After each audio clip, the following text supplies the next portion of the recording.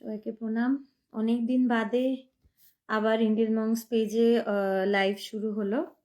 তৃষিতা তো কিছুদিন ধরে নিচ্ছে, আমিও এখন নেব। আশা করছি সবাই ভালো আছো।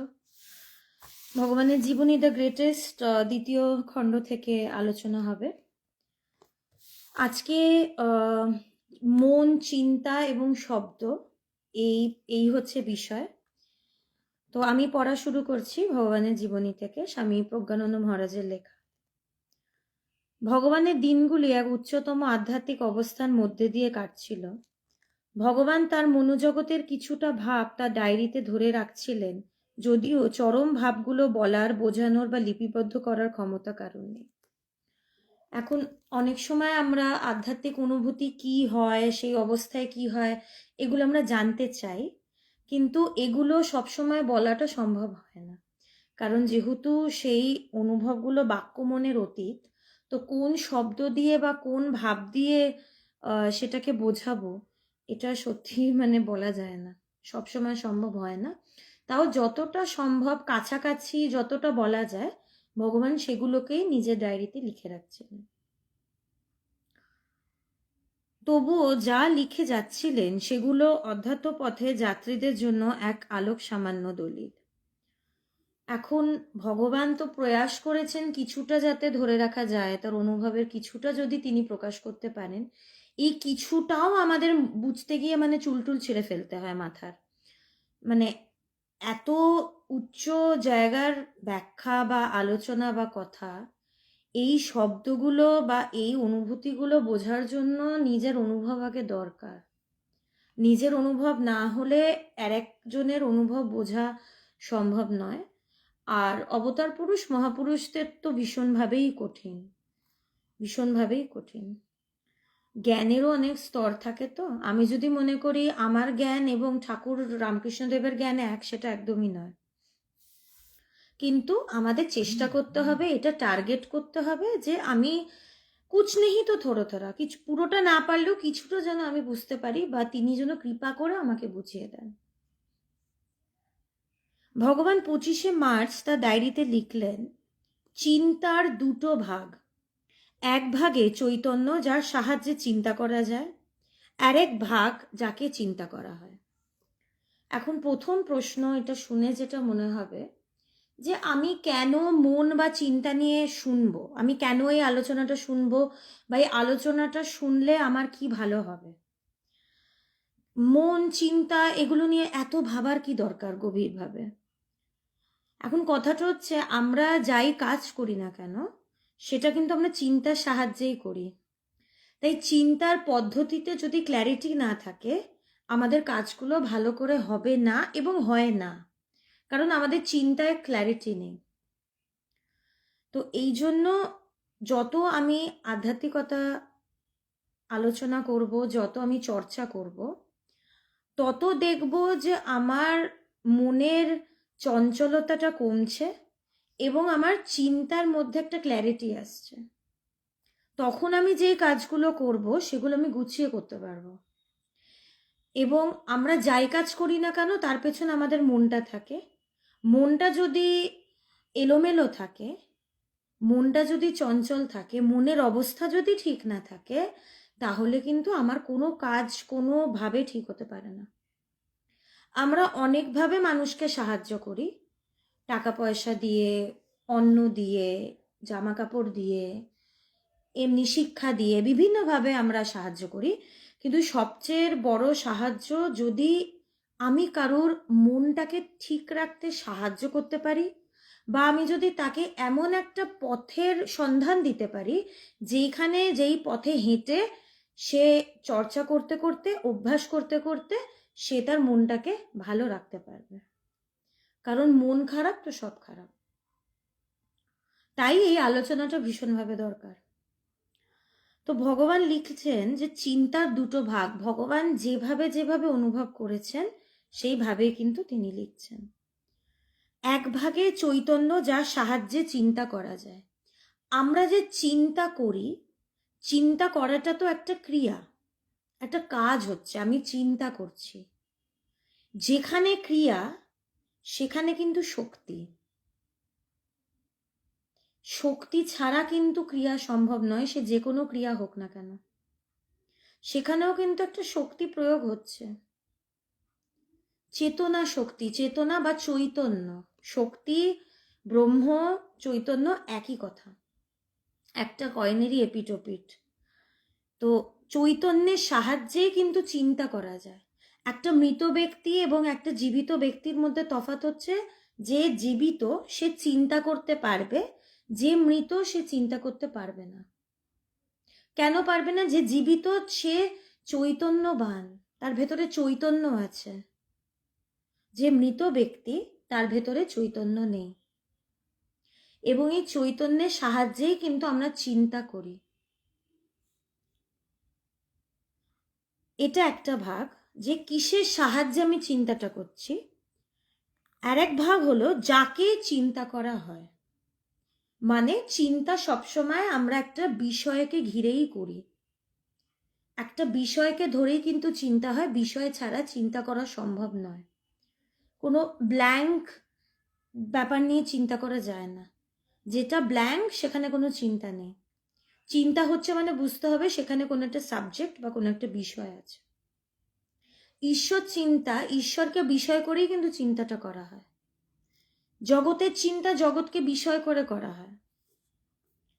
যাকে চিন্তা করা হয় সেই বস্তু চৈতন্যকে আবৃত করে নিজেকে প্রকাশিত করে, ইহাই অবিদ্যা বা মায়া। ভগবান কতটা সূক্ষ্মভাবে তিনি দেখে এই ব্যাপারটা লিখছেন, আমরা কি এটা বুঝতে পারি না? চৈতন্যের সাহায্যে আমি একটা বস্তুকে নিয়ে চিন্তা করছি, কিন্তু কি হয়, বস্তুটা হাইলাইটেড হয়, বিষয়টা হাইলাইটেড হয়, কিন্তু যার সাহায্যে চিন্তা করছি সে ঢাকা পড়ে যাচ্ছে। যার সাহায্যে চিন্তা করছি সেই চৈতন্য, সে তো বেশি সত্য, কারণ সে না থাকলে আমি তো চিন্তা করতেই পারতাম না। কিন্তু সে ঢাকা পড়ে যাচ্ছে, চৈতন্য is taking a back seat, highlighted হচ্ছে বস্তু, বিষয়, এবং সেই বিষয়টা নিয়ে কিন্তু আমাদের পুরো জগৎটা আমরা রচনা করছি। সেই বিষয়টা নিয়েই কিন্তু আমরা মেতে উঠছি, এবং এটা ধরতে পারছি না যে চৈতন্যটা আবৃত হয়ে যাচ্ছে। কখন বুঝতে পারবো? যখন বিচার করব, যখন এই বেদান্ত চর্চা করব, তখন এই সূক্ষ্ম সূক্ষ্ম জায়গাগুলো বুঝতে পারবো। এবং এই যে সত্যটা বা চৈতন্য, সেটা যে আবৃত হয়ে যাচ্ছে, আর বিষয় বা বস্তু যে হাইলাইটেড হচ্ছে, সেটা যে বেশি প্রকাশ পাচ্ছে, এইটাই হচ্ছে মায়া বা অবিদ্যা। মায়ার জন্যই এটা। যারা মায়া কাটিয়েছেন, যারা সেই মহাপুরুষ বা অবতার পুরুষ, যারা সেই ব্রহ্মজ্ঞান লাভ করেছে, তারা কিন্তু সবসময় চৈতন্যটার দিকেই তাকিয়ে থাকে। তাদের কাছে কোনো জাগতিক বিষয় বা বস্তু হাইলাইটেড কখনোই হয় না, কারণ তারা জানে এই চৈতন্যটাই সত্য, এই চৈতন্য না থাকলে আমার কোনো কিছুই হবে না। এই যে আমি যা কাজ করছি না কেন, সব কিন্তু সেই চেতনার জন্য। সেই চেতনাটা আছে বলেই কিন্তু সবকিছু আছে। এই যে বললাম, একটা মৃত ব্যক্তি, তার সবকিছু শেষ, কারণ তার ভেতরে চেতনা নেই। আমরা মনে করি আমরা সবকিছু করছি, আমার বিশাল এই বিশাল সেই, আমি কিছুই করছি না। চেতনাটা আছে বলে সব হচ্ছে, সেটাই আমাকে দিয়ে সব করাচ্ছে, আমি কিন্তু ওটাকে ব্যবহার করছি না। আমি যদি ব্যবহার করতাম, তাহলে তো চেতনার অস্তিত্ব, চৈতন্যের অস্তিত্ব আমি সবসময় টের পেতাম। সেটা তো আবরিত হয়ে যাচ্ছে, কারণ আমি জানিই না যে সেটা এক্সিস্ট করে। তাই আমি কিন্তু চৈতন্য বা চেতনাকে ব্যবহার করি না, সে আমাকে ব্যবহার করছে। এবং আরো এক ধাপ এগিয়ে গেলে আমি বুঝবো যে আমি সেই চেতনা বা চৈতন্য, আমাদের মধ্যে কোনো গ্যাপ নেই, আমি সেই ব্রহ্ম বা আত্মা বা চৈতন্য। কিন্তু এই যে বুঝতে পারছি না, এটাই সে অবিদ্যা বা মায়ার ফলে। মায়াটা মানে মনে করা, একটা কিছু মনে হচ্ছে। আমার মনে হলো আমি রাস্তা দিয়ে যাচ্ছি, আমার মনে হলো ওখানে একটা সাপ আছে, এবং এই মনে হওয়ার দরুন আমি খুব লাফালাফি করলাম, আমি ভয় পেলাম, আমি লোক জড়ো করলাম। তারপরে আমি গিয়ে দেখলাম সেখানে কোনো সাপ নেই, সেটা তো দড়ি। এখন আমার কাছে কি এটার কোনো উত্তর আছে যে আমি কেন সেটাকে সাপ মনে করলাম? মনে করা মানে কি কল্পনা করে নিচ্ছি, আমি ভেবে নিচ্ছি। সেটা সত্য না মিথ্যা সেটার বিচার কিন্তু হচ্ছে না, আমি নিজের মতন করে মনে করে নিচ্ছি। আমার মনে করাটা তো সত্য নাই হতে পারে, আমার মনে করাটা তো ভুলও হতে পারে। যেমনি আমি মনে করে নিলাম যে ওটা সাপ, কেন মনে হলো সেটার কি কোনো উত্তর আছে? কোনো উত্তর নেই। এটাই তো বলছে ভ্রম। আমি ভুল যে মনে করলাম এটাই ভ্রমের কারণে। আমি কাছে গিয়ে দেখলাম না ওটা দড়ি, ভয় পাওয়ার কোনো কারণই ছিল না। তো এই মনে করা, এই আমরা ভীষণ বেশি মনে করি। বেদান্তের ভাষায় যা সংসার করছি, জগৎটাকে যেভাবে দেখছি, সবই আমার মনে করা, আমি মনে করছি। এই জন্যই তো আমরা আলাদা আলাদা ইন্ডিভিজুয়াল, তো আমরা আলাদা আলাদা করে সবাই ইন্ডিভিজুয়ালি নিজেদের মতন করে মনে করি, এবং আমাদের জগৎটা, সংসারটা কিন্তু সেইভাবেই আমরা রচনা করি। এই জন্য আমার জগৎ এবং আর একজনের জগৎ কিন্তু আলাদা। আমি যেভাবে মনে করব সেইভাবেই জগৎটা আমার সামনে প্রজেক্টেড হবে। আর একজন যেভাবে মনে করবে তার মতন করে তার জগৎটা প্রজেক্টেড হবে। জগতের যদি বাইরে কোনো ইন্ডিপেন্ডেন্ট এক্সিস্টেন্স থাকতো, তাহলে আমরা সবাই একইভাবে জগৎটাকে দেখতে পেতাম, সবার কাছে জগতে সংসারের পরিভাষা কিন্তু একই হতো। সেটা কিন্তু নয়। আমার কাছে আমার জগৎ একরকম, আপনাদের কাছে আপনাদের জগৎ আর একরকম।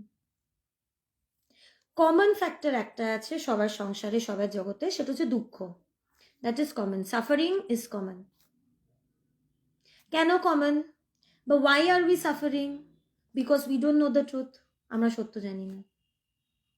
আমরা যেটাকে মনে করেছি সেটাকেই আমরা সত্য ভেবে আমরা সেটাকে নিয়েই মাতামাতি করছি, সেটার প্রতি আমরা আসক্ত হয়ে যাচ্ছি। সেটা তো মনে করা। আমরা কি যাচাই করে দেখেছি যে আমার মনে করাটা সত্য কিনা? আমরা তো যাচাই করি না, যেটা মনে করি সেটাকেই ধরে ফেলি। এই জন্য আধ্যাত্মিকতাটা দরকার, যে তুমি যাচাই করে নাও, তুমি মিলিয়ে নাও, তুমি যেটা ভাবছো, তুমি যেটা মনে করছো, সেটা কি সঠিক না বেঠিক? তোমার মনে করাটা কি তোমাকে শান্তি দিচ্ছে? উত্তর যদি হ্যাঁ থাকে মনে করো। যদি দেখো যে না, শান্তি তো হচ্ছে না, পুরোপুরি আনন্দ তো পাচ্ছি না, বা পুরো মানে আলটিমেট স্যাটিসফ্যাকশনটা তো হচ্ছে না, তাহলে বুঝতে হবে মনে করাতে কিছু ভুল আছে। ওই সাপ দেখে ভয় পাচ্ছি, তাই কাছে গিয়ে দেখতে হবে ওটা সত্যি সাপ তো, আমি কি ঠিক মনে করছি না ভুল মনে করছি। যেই দেখবো দড়ি, বোকা বোকা ভয় পাচ্ছিলাম। দড়ি পড়ে থাকলে কি সেটার কোনো ভয় আছে? তাই আধ্যাত্মিকতা মানে কি একটু কাছ থেকে দেখা, একটু ভালো করে দেখা, একটু স্থির হয়ে দেখা। কি দেখবো? সত্যটাকে দেখার চেষ্টা করব, তখনই তো ক্ল্যারিটিতে আসবে। আর যখন ক্ল্যারিটি থাকবে তখন ব্যাস, আর দুঃখ কষ্ট কোথায়? এই জন্যই তো স্বামীজি বলছেন কোথায় দুঃখ কোথায় কষ্ট আমাকে দেখাও। নেই তো, আমরা দেখছি, মনে করছি দুঃখ কষ্ট আছে। মনে করা, আমাদের দুঃখ কষ্ট আমরা যাই পাই, এখন শুনতে খুবই কঠোর লাগবে, মানে very bitter truth, truth is always bitter, but this is the truth. দুঃখ কষ্টটাও আমাদের মনে করা। এখন কথাটা হয়তো বুঝতে নাই পারতে পারি, কথাটা হয়তো ভীষণই খারাপ লাগতে পারে, কিন্তু চর্চাটা যত এগিয়ে যাব না, যত যত চর্চা করব তত দেখব সত্যি দুঃখ কষ্টটা মনে করা। এই কারণেই তো স্বামীজি বলছেন যে কোথায়, আমি তো দেখতেই পাচ্ছি না। বরঞ্চ তিনি তো বলবেন আমার এত দুঃখ, আমি সন্ন্যাসী, আমার কিছুই নেই, আমি আমার নিজের গৃহ ত্যাগ করেছি। তিনি বলছেন কোথায় দুঃখ? কোনো দুঃখ নেই। ঠাকুর মায়ের কাছে প্রার্থনা করছেন, আমাকে নিরানন্দ করিস না। প্রার্থনা করছেন নিরানন্দ করিস না, তার মানে কি তিনি আনন্দে রয়েছেন? তিনি যদি নিরানন্দে থাকতেন তাহলে তো প্রার্থনা করতেন, মা আমাকে তুমি আনন্দ দাও।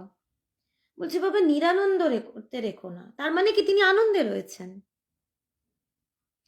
কি করে, মানে আশ্চর্য না? যাকে সবাই পাগল বলে, যে মন্দিরে পুজো করছে তার কিছুই নেই, তার মা ছাড়া কিছু নেই, সে আনন্দে আছে।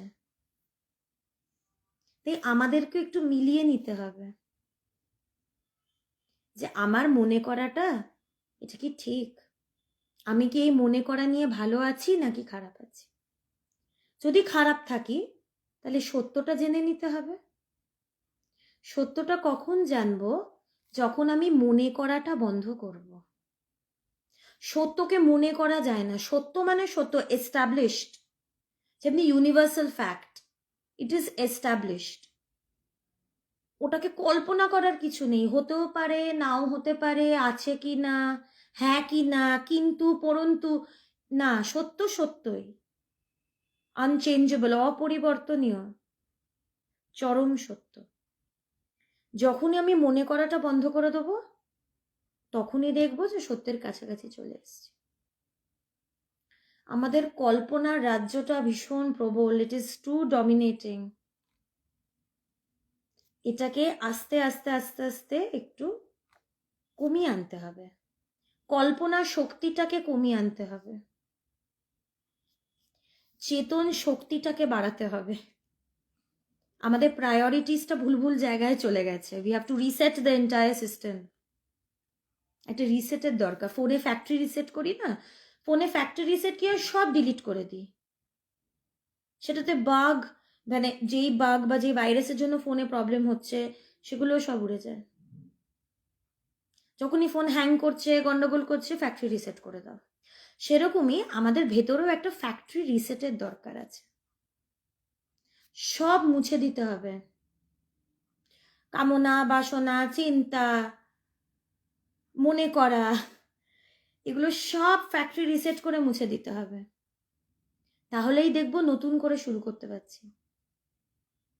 তাই বলে এটা একদমই বলছে, মানে এটা কিন্তু নয় যে সব মুছে দেব মানে আমার সব কাজকর্ম বন্ধ হয়ে যাবে, সেটা কিন্তু নয়। ভগবানের নির্বিকল্প সমাধি হয় 1984 সালে। ভগবান 98 অব্দি চাকরি করেছেন, এতটা বছর, মোর দেন 10 ইয়ার্স, অলমোস্ট 15 ইয়ার্স। নির্বিকল্প সমাধির পরেও তিনি চাকরি করেছেন, এবং চাকরি থেকে কিন্তু তার কমপ্লেন আসেনি যে আপনি ভুল করছেন বা ঠিক করে করতে পারছেন না।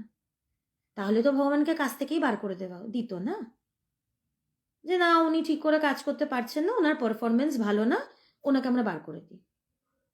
15 বছর তিনি কাজ করেছেন, তারপরে কি তাও চাকরি থেকে তাকে বার করেনি, তিনি ভলেন্টারি রিটায়ারমেন্ট নিয়েছেন, বাট 15 ইয়ার্স তিনি কাজ করেছেন।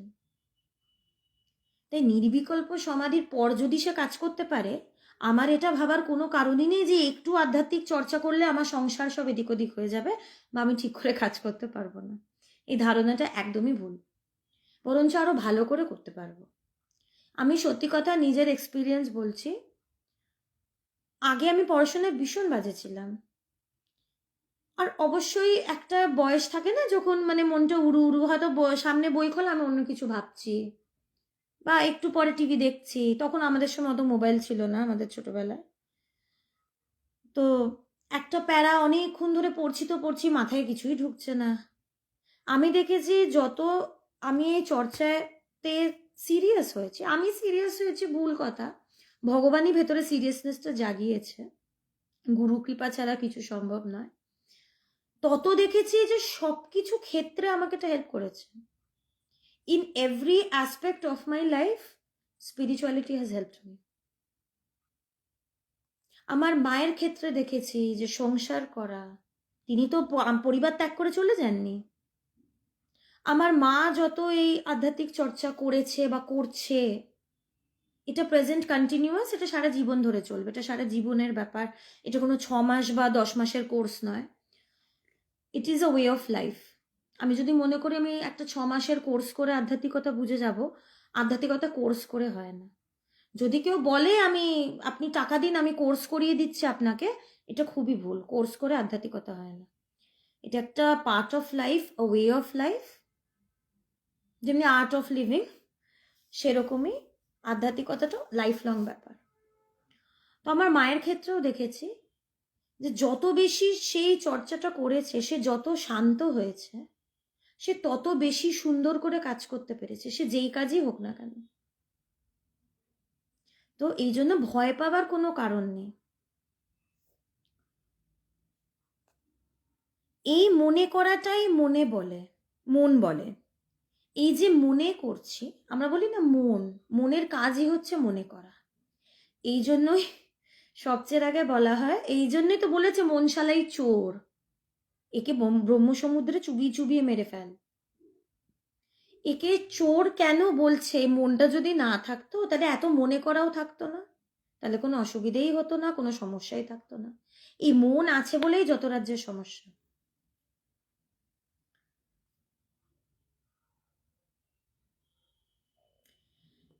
এক্স পুট করে যেমন অঙ্ক মেলানো হয়, মায়া বা মনকে পুট করেই আত্মা পাওয়া যায়। তো আমাদের স্কুলে যখন আমরা পড়েছি, আমরা অঙ্ক করতাম না যে এক্স পুট করে তুমি আনসারটাকে এক্স এর ভ্যালু বার করো। এক্স এর ভ্যালুটা কি? সেরমই আধ্যাত্মিকতায় জীবনের ভ্যালুটা বার করো। What is the value of your life? তুমি কেন বেঁচে আছো? তোমার এই জন্মের উদ্দেশ্যটা কি? তুমি ভ্যালুটা বার করো। মনকে দিয়েই কিন্তু মনের পারে যেতে হবে। যেই মনটা বাইরের দিকে ছুটছে, এই মনটাকেই অন্তর্মুখীন করে ব্রহ্মের দিকে ছোটাতে হবে, সে সত্যের দিকে ছোটাতে হবে। মনকে দিয়েই মনের পারে গিয়ে কিন্তু সত্যটাকে জানতে পারবো, এক্স এর ভ্যালুটা বার করতে পারবো, জীবনের ভ্যালুটা বার করতে পারবো। কিন্তু অঙ্কটা কষতে হবে তো। সবচেয়ে আগে কি প্রবলেমটা আছে তো, যে এক্স এর ভ্যালুটা বার করতে হবে। The problem is there in our life. অঙ্কটাকে শিখিয়ে দেবেন গুরু, যে তুমি এইভাবে এইভাবে অঙ্কটাকে করো। তারপরে অঙ্কটা তো আমাকে কষতে হবে। আমি যদি বলি আপনি করে দিন, হবে না, আমাকে নিজেকেই করতে হবে। আধ্যাত্মিকতা এমন একটা পথ যেখানে কেউ কিছু করিয়ে দিতে পারে না। গুরুই করায়, কিন্তু কখন করায়? যখন শিষ্য করতে চায়। গুরু যদি দেখে শিষ্যের কোনো স্পিরিট নেই, সে চায় না, ঠিকই তো আছে, এইভাবেই তো চলছে, চলুক গিয়ে, ভালোই তো আছি, তখন গুরু চাবি দেবেন না। চাবিকাঠি তার হাতে, চাবিকাঠিটা এমন করতে হয় যে গুরু দিতে যেন বাধ্য হয়, যে না বাবা তোমার হাতে চাবিটা দিলাম। কেড়ে নিয়ে নিতে হয়, যে না আমার চাই, আমার চাই, তখন তিনি দরজাটা খুলে দেন। তো অঙ্ক কষা মানে কি? আমাকে চেষ্টা করতে হবে, অভ্যাস, এই চর্চা, তারপরেই তিনি চাবিটা খুলে দেবেন। তো আমি ভালো করে যদি মনকে বিচার করি, আমি যদি ভালো করে অ্যানালাইজ করি, তাহলে আস্তে আস্তে কিন্তু আমি সেই সত্যর দিকে যেতে থাকবো। ভগবান বললেন, এবার প্রজ্ঞানন্দজি ব্যাখ্যাটা করছেন, আমি আরেকবার পড়ছি। ভগবান বললেন যে চিন্তায় একটি দৃশ্য ভাগ, অন্যটি দ্রষ্টা ভাগ। একজন দ্রষ্টা যে দেখছে, আর দৃশ্য যেটা কে দেখছি। The seer and that which is seen. দৃশ্যকে জানতে গেলে দৃশ্য ভাগ যেন দ্রষ্টাকেই ঢেকে ফেলে। দৃশ্যটাই প্রমিনেন্ট হয়ে যাচ্ছে, দ্রষ্টা ঢেকে যাচ্ছে। যেমনি বিভিন্ন মতবাদ আছে তো, একটা হচ্ছে সৃষ্টি দৃষ্টিবাদ, দৃষ্টি সৃষ্টিবাদ এবং অজাতবাদ। তো সৃষ্টি দৃষ্টিবাদে যারা বিশ্বাসী, তারা বিশ্বাস করে কোনোটাই কিন্তু ভুল নয়। যে যেই জায়গায় দাঁড়িয়ে সে সেই জায়গা থেকে যে যতটুকু অনুভব করেছে সে সেইভাবে বলে গেছে। কিন্তু হ্যাঁ, আমি যদি মনে করি আমারটাই ঠিক, এর বেশি আমি এগোবো না, সেটা ভুল। তার জায়গা থেকে ঠিক, এখন তার জায়গাটা যে চরম জায়গা সেটা নয়, আমাকে দেখে নিতে হবে আমার ওপরে আরো ধাপ আছে কিনা। তো যেটা সৃষ্টি দৃষ্টিবাদ, সেটা হচ্ছে বাইরে সৃষ্টি আছে, তাই আমি ওটাকে দেখছি। বাইরে এই জগৎটা আছে, it very much exists, this is why I can see it. এটা একটা পার্সপেক্টিভ। এর থেকে আরেকটু উঁচু ধাপে কি করে যাওয়া গেছে, যারা এই সৃষ্টি দৃষ্টিবাদ নিয়ে গভীরভাবে ভেবেছে, তারা আর একটা মতবাদ দিয়েছে, না দৃষ্টি সৃষ্টিবাদ। আমার দৃষ্টি আছে তাই আমি দৃশ্যটাকে দেখতে পাচ্ছি, আমি আছি তাই দেখছি, আমি যদি না থাকি কোনো কিছুই নেই। তাই আমি যখন ঘুমিয়ে পড়ি সব কিছুর অস্তিত্বই তখন আমার কাছে নাই হয়ে যায়। Everything becomes nil when I fall asleep। তখন আমার কাছে জগৎ কিচ্ছু থাকে না।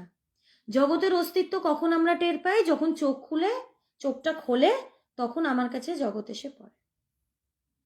জগতের থেকে আমি বেশি ইম্পর্টেন্ট। আমি যদি না থাকি জগৎ কি ইম্পর্টেন্স পাবে? আমি দেখছি, আমি জগতে অনেক কিছু খুঁজছি, বুঝছি, বলছি আমার জন্য জগৎ ইম্পর্টেন্স পাচ্ছে।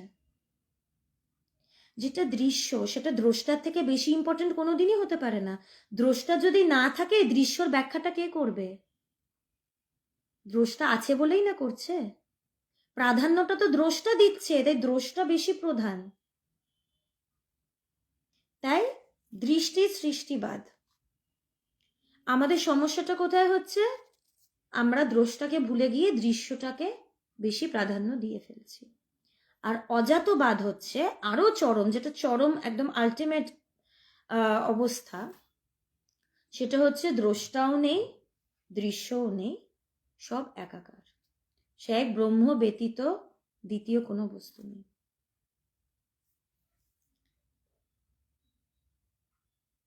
যেমন অন্ধকার নিজেকে দেখিয়ে বাকি দৃশ্যমান সবকিছুকে ঢেকে ফেলে, তেমনি অন্ধকারকে কিন্তু দেখা যায়। আমরা অন্ধকার দেখতে পাই বলেই তো বলি না কি অন্ধকার। আমরা ভাবি কি অন্ধকার মানে কিছু দেখতে পাচ্ছি না, কিন্তু অন্ধকারটাকে তো দেখা যাচ্ছে। কিসের আলোতে দেখছি? অন্ধকারটা দেখতে পাচ্ছি বলেই তো বলছি যে অনেক অন্ধকার, নাহলে তো অন্ধকারকেও দেখতে পেতাম না। চোখ বন্ধ করে অন্ধকার তো দেখতে পাচ্ছি, কোন আলোর সাহায্যে দেখছি? সেই চৈতন্য। অন্ধকার সবকিছুকে ঢেকে ফেলে, কিন্তু নিজেকে কিন্তু, অন্ধকারকে কিন্তু দেখা যায়। সূক্ষ্ম বিষয়টা, সূক্ষ্ম। আর দেখবো কি যে এইভাবে তো ভাবিনি, এটা তো একটা নতুন পার্সপেক্টিভ। এই জন্যই তো বলছে বিচার করো। বেদান্ত কি করে? Vedanta gives you a food for your thoughts. এটাকে নিয়ে ভাবায় বেদান্ত মানুষকে, ভাবায় যে ভাবো, নতুন করে ভাবো, গভীরভাবে ভাবো।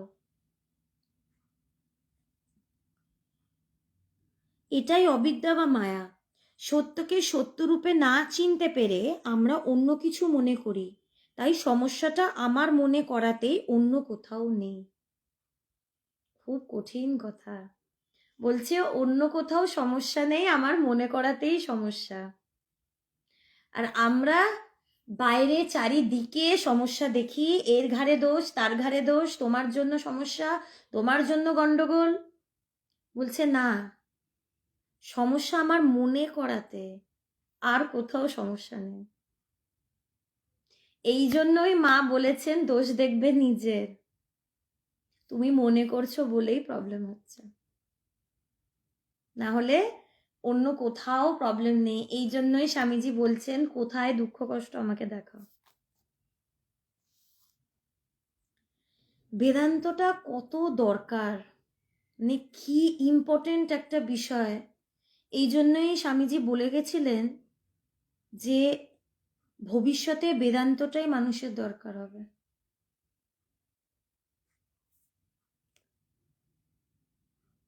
সত্যকে আমরা সত্যরূপে চিনতে না পেরে আমরা অন্য কিছুকে সত্য বলে মনে করছি, এটাতেই সমস্যা হচ্ছে। সত্যটা ঢেকে যাচ্ছে এবং অন্য কিছুকে সত্য বলে আমরা ভেবে নিচ্ছি।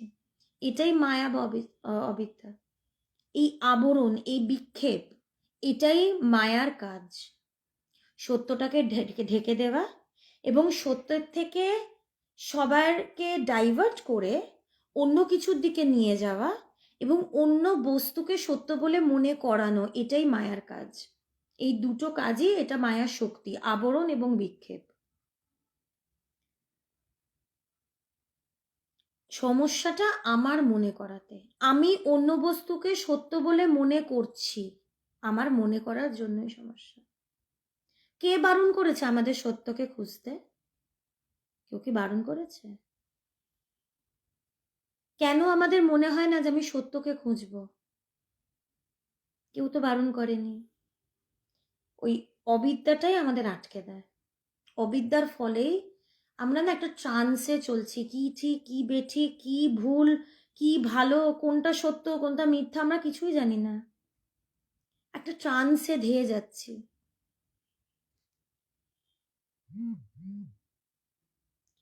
এই মনে করাটাই মায়া বা মন। তবে সত্যকে খুঁজে পেতে গেলে আবার মনকে ধরেই সত্য বস্তু আত্মাকে পাওয়া যাবে, যেমনটি বীজগণিতে এক্স ধরে অঙ্ক কষে এক্স এর আসল মানকে পাওয়া যায়। তো কিভাবে আমি সত্যকে জানব? মনটাকে সেই সত্যের দিকে নিয়ে যেতে হবে। আমার মনটা যেন জাগতিক জিনিস মনের করা ছেড়ে ঈশ্বরের কথা যেন ভাবতে পারে, এই বেদান্ত চর্চা যেন করতে পারে। এইভাবে মনটাকে অন্তর্মুখীন করতে হবে এবং মনটা সত্যের কাছে যেতে যেতে যেতে যেতে একদিন সেই সত্যেই লীন হয়ে যাবে। তখনই সে ব্রহ্মজ্ঞান। আবাং মনসা গোচরম একমেব দ্বিতীয়ম।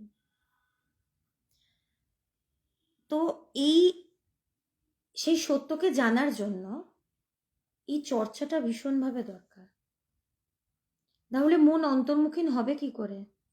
বছরের পর বছর অনেক মানুষ আধ্যাত্মিক চর্চা করছে, কিন্তু তাও মনটাকে কিছুতেই অন্তর্মুখীন করতে পারে না। এই জন্যই তো মা বলছেন ধ্যান হলো তো হয়ে গেল। ধ্যানই তো হয় না, মানুষের জপই হতে চায় না। তাই বলছে যে প্রচন্ড নিষ্ঠা সহকারে ডেডিকেশন দিয়ে এই প্র্যাকটিসটা করতে হবে। মন যেন এখানেই থাকে, এখান থেকে যেন নড়চড় না হয়। তাই প্রহরীকে দাঁড় করাতে হবে। বিচার, সব সময় বিচার। স্বামীজি বলছে না, বিচারের তরবারি মাথায় পাশে রেখে শুবি। সব সময় যেন আমার ভেতরে বিচার চলে, আত্মা অনাত্মা, সত্য মিথ্যা, নিত্য অনিত্য। যত এই চর্চা করব তত মন অন্তর্মুখীন হবে এবং একসময় গিয়ে দেখবো আমি সেই সত্যকে জেনেছি, আমার মনে হওয়া বন্ধ হয়েছে, তাই আমার দুঃখ কষ্টও ঘুচে গেছে। এবং একবার যখন নিজের মনে হওয়া বন্ধ হবে, তখনই তো অন্য লোককে বলতে পারবো যে মনে করাটা এবার বন্ধ করো। মহাপুরুষরা এই জন্যই আসে পৃথিবীতে, অবতার পুরুষরা এই জন্যই আসে যে মনের কাজ থামাও, মনে করা বন্ধ করো। এই জন্যই আধ্যাত্মিকতা। আজকে এই অবধি রাখছি। এরপরে আরেকটা বিষয় নিয়ে আলোচনা করার কথা, কিন্তু অলরেডি অনেকক্ষণ হয়ে গেছে। আবার সোমবার শব্দ আজকের বিষয়ের মধ্যে ছিল, সেটা নিয়ে সোমবার দিন কন্টিনিউ হবে। আজকে অবধি রাখছি। সবাই খুব ভালো থাকবে। প্রণাম।